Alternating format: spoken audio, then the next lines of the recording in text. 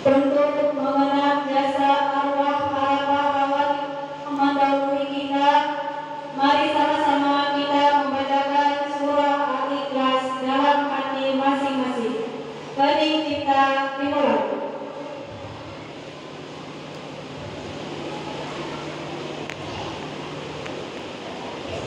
Selesai.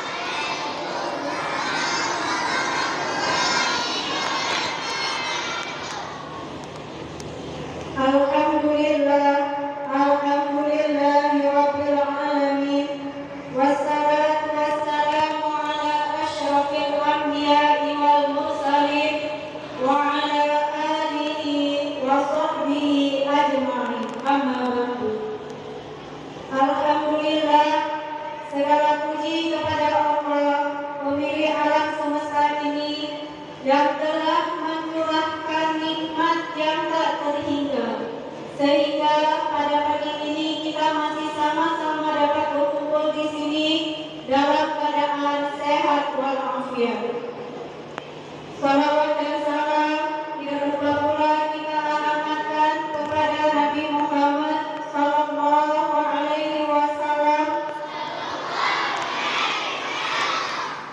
dan juga kepada keluarga dan sahabat beliau sekalian. Penghormatan saya kepada kepala madrasah beserta kepada wakil-wakilnya.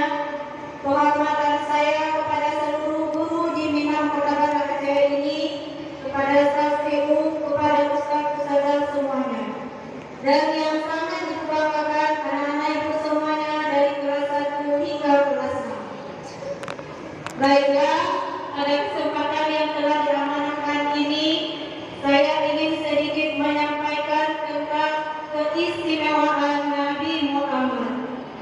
Kenapa judul ini penting? Karena dengan kita tahu keistimewaan Nabi Muhammad, maka kita akan tahu keunggulan kita sebagai umat beliau. Anak-anak ibu semuanya, satu-satunya Nabi dan Rasul yang mukjizatnya masih ada sampai sekarang ini, yang Allah jamin tidak akan berubah hingga hari kiamat nanti adalah Al-Quranul Karim. Al-Quran itu adalah kalamullah, firman Allah, perkataan Allah. Jadi Al-Quran itu bukanlah kitab biasa. Karena itu ketika ada orang yang membacakan Al-Quran, maka kita wajib untuk mendengarnya, sebagaimana terdapat dalam surah Al-A'raf ayat 204. Bismillahirrahmanirrahim. Wa idza quri'al Qur'anu fastami'u lahu wa ansitu la'allakum turhamun. Yang artinya, dan apabila dibacakan Al-Quran, maka dengarkanlah dan diamlah agar kamu mendapatkan rahmat. Jadi siapa yang akan mendapatkan rahmat dari Al-Quran? Dalam surah Al-Jathiyah ayat 20, Allah sudah berfirman, Hadza basairu linnas wa hudan wa rahmatun liqaumin yu'minun. Yang artinya, Al-Quran ini adalah petunjuk, pedoman dan rahmat kepada kaum yang meyakininya. Jadi anak-anak itu semuanya, agar kita mendapatkan rahmat dari Al-Quran, maka kita harus yakin dulu bahwa Al-Quran itu adalah benar datangnya dari Allah. Dan Allah itu adalah pemilik alam semesta ini beserta dengan seluruh isinya. Allah sudah berfirman yang artinya, Dialah yang menjadikan matahari ini bersinar dan bulan bercahaya.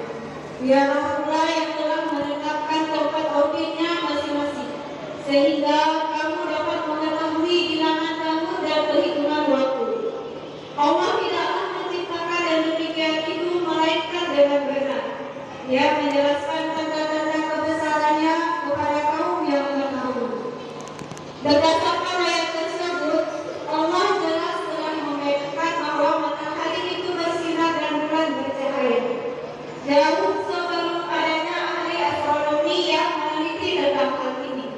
Dan bahkan manusia itu baru mengetahui bahwa matahari itu punya sinar sendiri dan bulan hanya dapat memantulkan cahaya dari matahari jauh ratusan tahun setelah ayat ini diturunkan.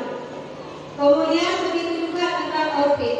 Mereka tergerak pada jalurnya masing-masing sehingga tidak terjadi yang namanya tabrakan. Dari pergerakan inilah sehingga waktu kita di bumi ini 12 bulan dalam setahun. Yang artinya bumi mengelilingi matahari 12 bulan dalam setahun. Anak-anak ibu semuanya, di dalam Al-Quran itu sangat banyak terdapat ayat yang menjelaskan tentang teknologi dan sains. Tergantung kita memahaminya. Allah telah menyuruh kepada kita agar kita banyak berpikir. Kenapa? Karena dengan manusia ini banyak berpikir, maka kita akan semakin banyak tahu, sehingga bertambah syukur kita kepada Allah karena melihat keajaiban dari ciptaannya. Kenapa ini penting? Karena ini adalah landasan dari tingkah laku yang kemudian menuntun kita dalam mencapai tujuan kita hidup di bumi ini, yaitu mendapatkan keridhaan dari Allah.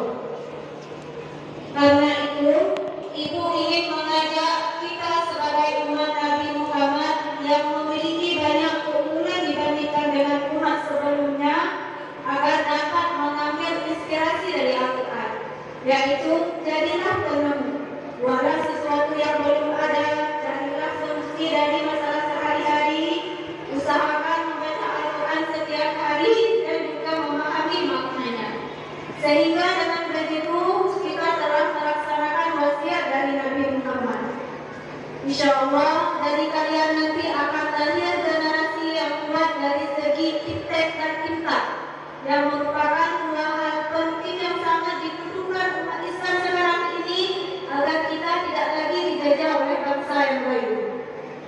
Anak-anak itu semuanya, coba bayangkan saja kalau misalnya Bill beragama Islam, berapa banyak manfaat dari aplikasi Microsoft Word yang sudah dia luncurkan. Dan dari satu aplikasi itu kita dapat melaksanakan berbagai hal. Misalkan tadi bagi kita untuk mengerjakan tugas, mengerti tugas dan banyak sebagainya. Coba itu